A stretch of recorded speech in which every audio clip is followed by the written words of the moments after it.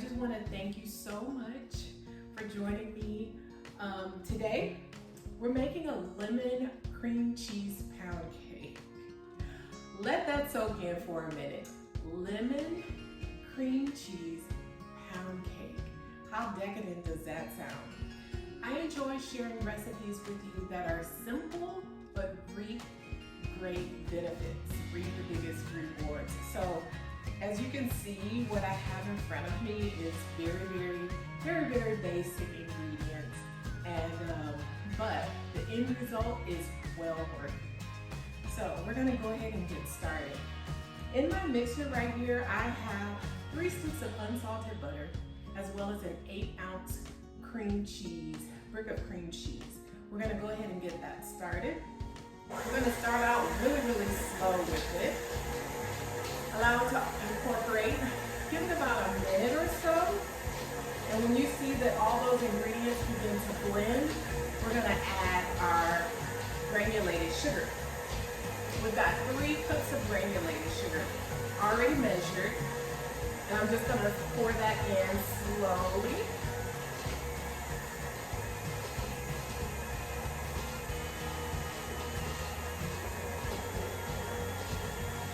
And you'll see it starts to get really light. And as more air is whipped into the cream, cheese, and the butter, the color becomes really pale. So we've got all that going. And now that that's blended well, we're gonna give this 5 minutes to work its magic. 5 minutes. You'll see that it becomes really light, really fluffy, because air is beginning to be incorporated and whipped into the cream cheese and butter mixture. So I'm going to go ahead and speed that up a bit. Medium high, and just walk away from it. Go get some coffee, cool your heels. 5 minutes, we'll be right back. KitchenAid mixers are worth their weight in gold. Our batter has now doubled in volume. It's light, it's airy, it's a pale yellow. And so we're gonna incorporate the remainder of our ingredients. We've got a teaspoon of vanilla, we've got a teaspoon of lemon extract, and we're gonna add that into our batter, as well as a 1/4 of a teaspoon of salt. Just enough to give it flavor. We're gonna allow that to come together. All right. And then we've got 6 eggs, room temperature eggs. Make sure that you're working with your ingredients. Make sure that your ingredients are all at room temperature, because if you try to incorporate things that are cold, it really will disturb the recipe. So you want your recipe to be cooked thoroughly, baked thoroughly, and room temperature ingredients are gonna allow you to do that. So we'll go ahead and add these 1 egg at a time.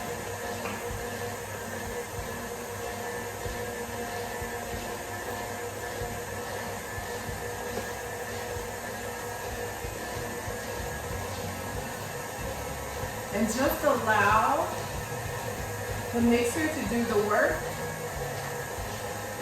And be ready to drop your eggs in as you see the last one incorporate into the batter. There you go.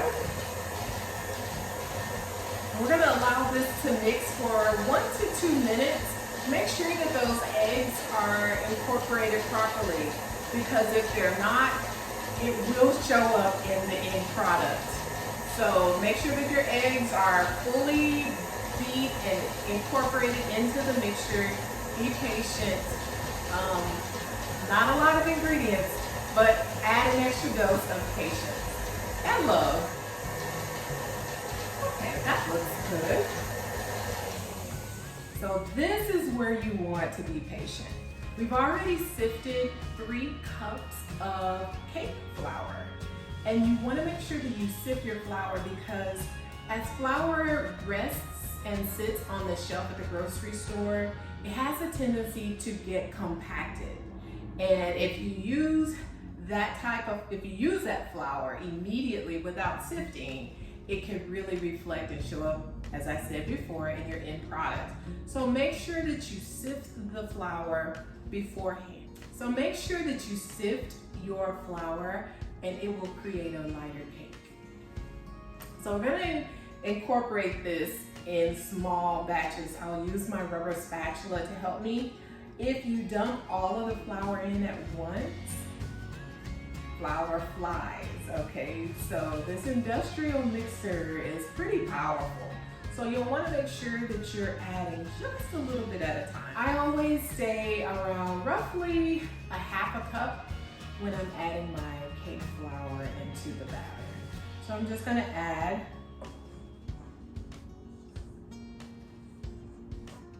just a little bit and allow this to, and you see how I'm controlling the speed here? That keeps the flour from flying and making a mess, because if you have most of your flour on the counter and it doesn't get into the batter, then that's gonna disturb the cake. That's gonna disturb the recipe, the overall recipe. So just allow it to, and you can see, even with me controlling it, a little bit spun out. So I'll be a bit more patient and just add a little bit at the top. So 30 seconds should be plenty of time to allow all the ingredients to blend together. You don't want to overmix your batter, because if you do, that allows the glutens to build and it creates a tough cake. And we're looking for a very light, a very decadent, a very scrumptious cake. We are not creating a bread, but we're creating a pound cake. So we're gonna get this into the pound cake pan and then we'll bake it. I've already coated my bun cake with a non-stick cooking spray. This will allow the cake to release after it's cooled over time. So I'm gonna raise that. And rubber spatulas are the best invention ever, you guys, because it's gonna allow you to remove all of those ingredients. I'm a big advocate for making sure that you use all of the ingredients, because if you don't, it affects the overall recipe. You don't want to leave any of your batter, if you can help it, any of your batter in the pan, or in this case, on the paddle.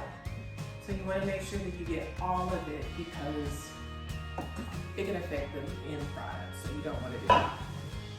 So let's remove this.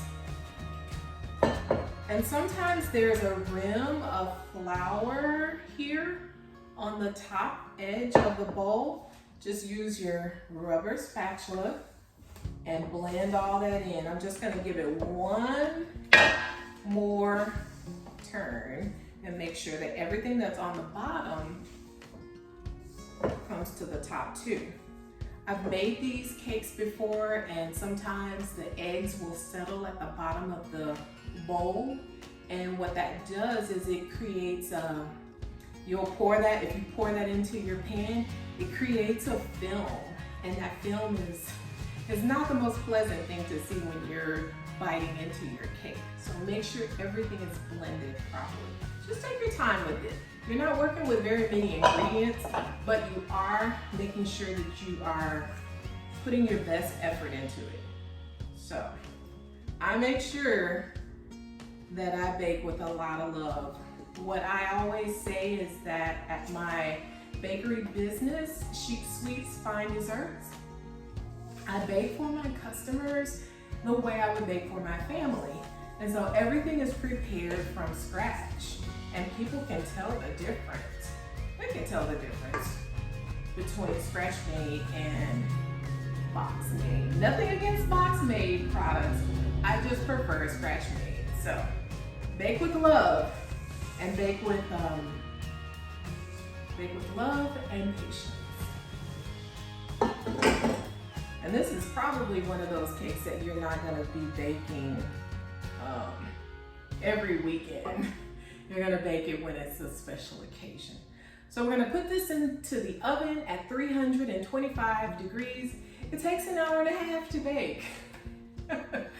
An hour and a half to bake. So after an hour and a half, I'll poke it, gently poke it with a toothpick. If the toothpick comes out clean, then I know it's ready. If it still has a little bit of batter on it, then I know it needs an extra 5 minutes. And at that time, I just add an extra 5 minutes and another 5 minutes. Usually after an hour and 40 minutes, it's done. So I'll see you back in an hour and a half. Our lemon cream cheese pound cake has completely cooled. And we've iced it with a lemon icing. I use 2 tablespoons of unsalted butter along with 2 tablespoons of fresh lemon juice. I melt down the butter, I add the lemon juice, and then I add another cup and a half, roughly cup to a cup and a half of powdered sugar. And I blend that with a rubber spatula. And then I just drizzle it over the pound cake and it comes out just decorated. Really hope that you enjoyed today's recipe. Look forward to seeing you on the next episode of the Lemon Bar.